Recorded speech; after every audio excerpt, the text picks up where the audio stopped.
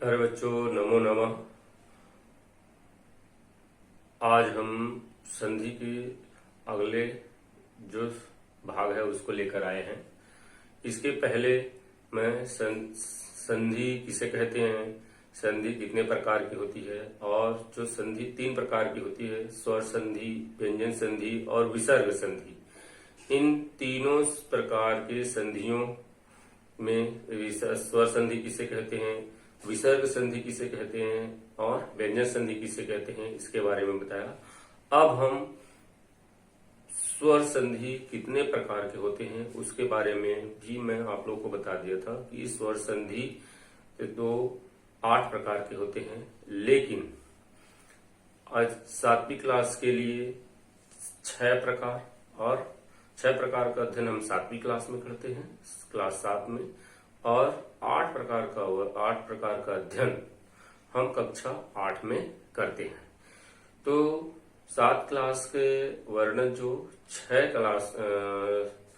प्रकार के जो करते हैं, और 8वीं के लिए 8 प्रकार का, उसमें पर रूप और प्रकृति भाव करके 2 और जुड़ जाता है, और 6वीं क्लास में केवल 6 प्रकार का अध्ययन करते हैं। पहला दीर्घ स्वर संधि, दूसरा गुण स्वर संधि, वृद्धि स्वर संधि, यण स्वर संधि, अयादि स्वर संधि, पर रूप स्वर संधि, प्रकृति भाव स्वर संधि और पूर्व रूप स्वर संधि। ऐसे तो इस तरह जो 8 प्रकार की जो संधियां हैं, उनमें 7वीं कक्षा में मैं अभी एक बार और बता देता हूं आप लोगों को कि 7वीं क्लास के लिए 6 प्रकार की स्वर संधि के 6 प्रकार का अध्ययन करेंगे, और 8वीं में स्वर संधि के 8 प्रकार का अध्ययन करते हैं। तो मैं आप लोगों को 2 बता दिया हूं स्वर संधि के, पहला दीर्घ स्वर संधि और दूसरा गुण स्वर संधि। और आज हम देखते हैं उसी का तीसरा वृद्धि स्वर संधि। क्या है? वृद्धि स्वर संधि। तो इस वृद्धि स्वर संधि में कैसे होता है, जब अ या अ के बाद अगर ए या ऐ आए, अ अनार का, आ आम का के बाद यदि ए और ऐ आए तो उसके स्थान पर ऐ हो जाता है। क्या हो जाता है? ऐ हो जाता है। नहीं, मतलब है अ या आ के बाद अगर एडी का ए या एना का ए आए तो उसके स्थान पर ऐ की मात्रा हो जाता है। उसी तरह अ या अ के बाद यदि ओ और औ आए, अ या आ के बाद यदि ओ और औ आए तो उसके स्थान पर अ हो जाता है, अ की मात्रा हो जाता है। एक बार और ध्यान से सुनना, जब कोई संधि करते समय अ या अ के बाद जो भागों में बटा हुआ रहता है, तो पहले भाग में यदि अ या अ है और दूसरे भाग में अगर ए और ऐ हो तो उसका स्थान पर क्या हो जाता है? ऐ की मात्रा हो जाता है।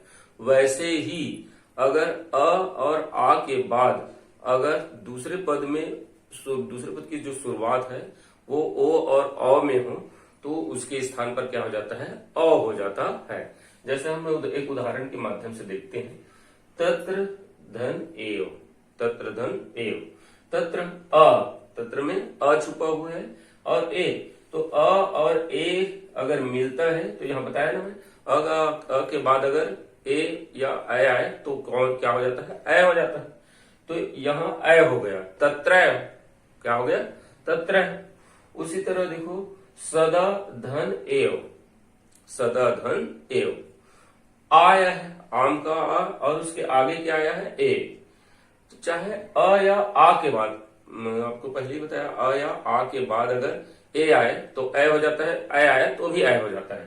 तो ऐ हो जाएगा तो क्या हो जाएगा? सदैव। तो उसके बाद और आगे बताया कि अ या आ के बाद अगर ओ या औ होता है तो उसका क्या हो जाता है? अ हो जाता है। जैसे उदाहरण के माध्यम से देखते हैं, वन धन औषधि है, वन धन औषधि, वन धन औषधि है, विसर्ग छूट गया था। वर्ण धन औषधि है। तो वर्ण में अ है और आगे क्या है, अ है।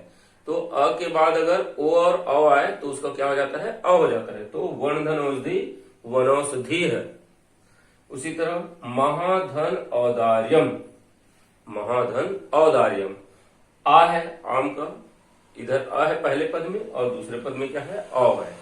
तो आ के बाद अगर ओ और औ आए तो उसका क्या हो जाता है, अ हो जाता है। तो वही महाधन औदार्यम का क्या हो गया, महोदार्यम, क्या हो गया, महोदार्यम। तो इस तरह ये वृद्धि होते जा रहे हैं, तो इसलिए इसे क्या कहते हैं, वृद्धि स्वर संधि। इसको क्या कहते हैं, वृद्धि स्वर संधि। अब चौथा जो देखते हैं वो है यण स्वर संधि। चौथा क्या है, यण स्वर संधि। इसमें क्या होता है, ई या ई के बाद, ई छोटा ई या बड़ा ई, दोनों के बाद, छोटा ई है या ई बड़ा ई है, इसके बाद यदि कोई भिन्न स्वर आए, जो भी स्वर आए, कोई भी भिन्न स्वर अगर आता है तो उसका क्या हो जाता है, य हो जाता है। उसका क्या हो जाता है, य का य हो जाता है। अगर ई, छोटा ई और बड़ा ई के बाद अगर कोई भी स्वर आता है तो उसका क्या हो जाता है, य हो जाता है। उसी तरह ऊ या ऊ, छोटा ऊ या बड़ा ऊ के बाद अगर कोई भी भिन्न स्वर फिर आए तो उसका क्या हो जाता है, व हो जाता है। उसका क्या हो जाता है, व हो जाता है। फिर एक बार, ई या बड़ा ई के बाद अगर कोई स्वर आता है तो वो य हो जाता है। ऊ या बड़ा ऊ के बाद अगर कोई भी स्वर आता है, भिन्न कोई भी भिन्न स्वर आता है तो उसका क्या हो जाता है, व हो जाता है। और उसी तरह री के बाद भी कोई भिन्न स्वर आता है तो वो क्या हो जाता है, र में परिवर्तित हो जाता है।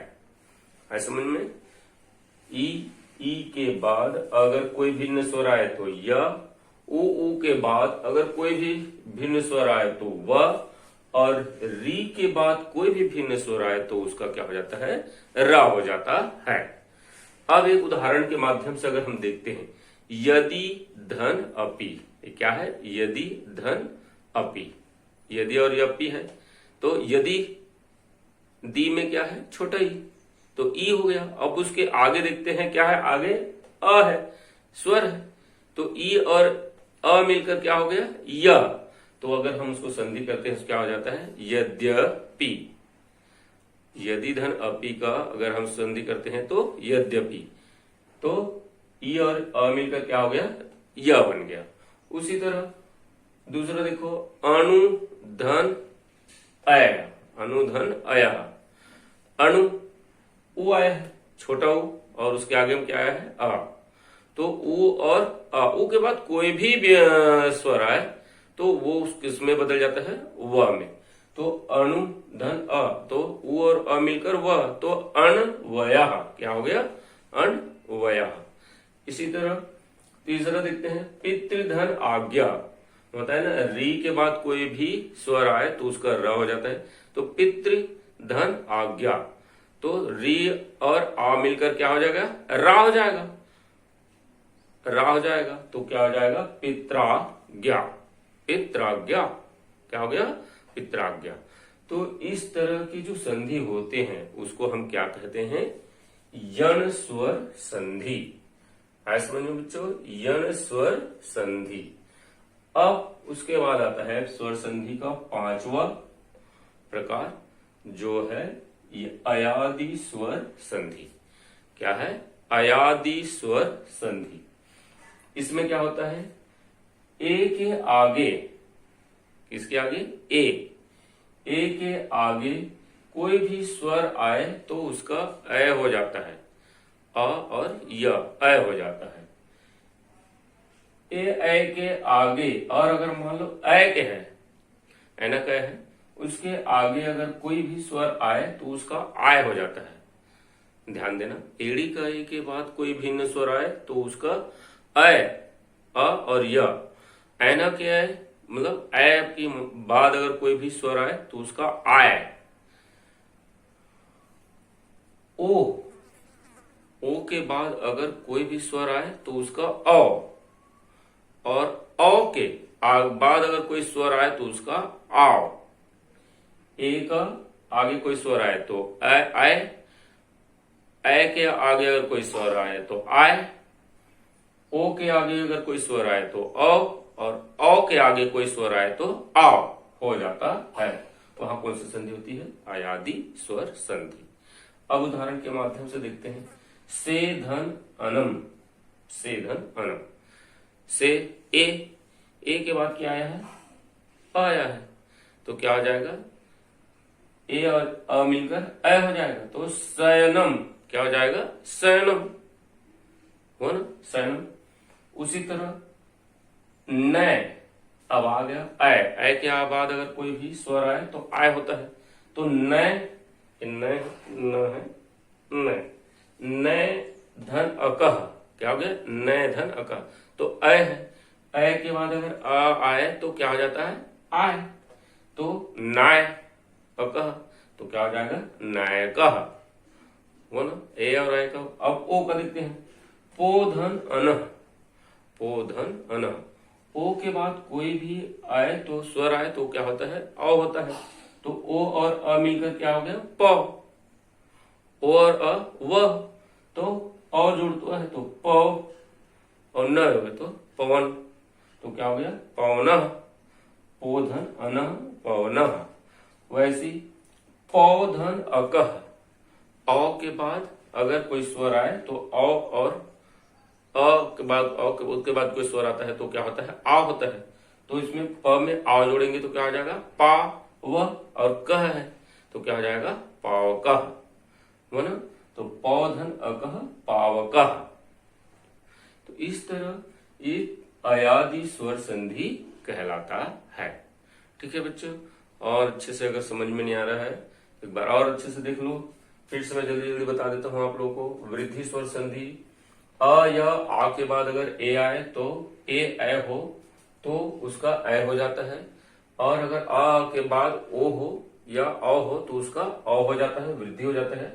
उसी तरह यण स्वर संधि में ई के बाद, ई के बाद अगर कोई स्वर आए तो य होता है, और उ या उ के बाद अगर कोई स्वर आता है तो वो व हो जाता है, और री के बाद अगर कोई स्वर आता है तो उसका र हो जाता है, वहां यण स्वर संधि होती है। और वैसे ही अयादि स्वर संधि में ए के आगे अगर कोई स्वर आता है तो अ, ओ के आगे अगर कोई स्वर आता है तो औ, और औ का बाद अगर कोई स्वर आता है तो आओ हो जाता है।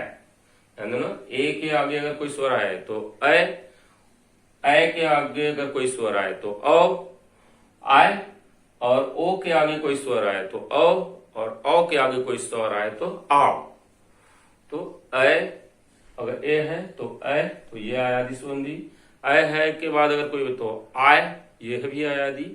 और अगर ओ के बाद अगर कोई शब्द आता है, स्वर आता है तो औ, और औ के बाद अगर कोई स्वर आता है तो आओ हो जाता है। तो ये क्या कहलाती है? अयादि स्वर संधि। इसके बाद तीन और संधि बचते हैं 8वीं क्लास के लिए, और कक्षा 7 के लिए केवल एक और बचा है, उसको बोलते हैं पूर्व रूप संधि। पूर्व रूप संधि, इस पूर्व रूप संधि में क्या होता है? जब दो पद रहते हैं तो दोनों पदों में अगर ए और ओ है, ए और ओ है, कोई पद के पहले पद के आखिर में अगर ए और ओ है, और दूसरे पद में अगर अ है, अनार का अ, तो जब उसका संधि होता है तो जो अनार का अ है वो अवग्र चिन्ह में परिवर्तित होता है। अवग्र चिन्ह क्या बोलते हैं? इस तरह एस जो रहता है ना, अंग्रेजी का एस, उसी को बोलते हैं अवग्र चिन्ह, उसी में परिवर्तित हो जाता है। जैसे जले धन अस्मिन, जले, जले, ला में एक ही मात्र है और आगे क्या है? अस्मिन। तो अगर हम उसको लिखेंगे तो वैसी को वैसी लिखेंगे, पढ़ेंगे भी वैसी, जले अस्मिन, अलग अलग पढ़ रहे हैं ना, जले अस्मिन। अगर हम उसको संधि करते हैं तो जले अस्मिन ही लिखेंगे, लेकिन अ की जगह हम क्या बनाएंगे? अवग्र चिन्ह का उपयोग करते हैं। वहां पूर्व रूप स्वर संधि होता है, वहां क्या होता है? पूर्व रूप स्वर संधि होता है। तो इस तरह एक कक्षा 7 के लिए और कक्षा 8 के लिए भी गया। अब इसके बाद फिर आगे जो संधि है, दो और बचा है स्वर संधि। इसी में दो स्वर संधि है, एक पर रूप और दूसरा प्रकृति भाव। इसको मैं और आगे बताऊंगा, ठीक है। जो समझ में नहीं आया उसको अच्छे से पूछ लेना, जो फोन करके पूछ सकते हो, या कभी जो मोहल्ला क्लास लग रहा है उसके माध्यम से भी आप अपने जो परेशानी है उसको दूर कर सकते हो। नमो नमः।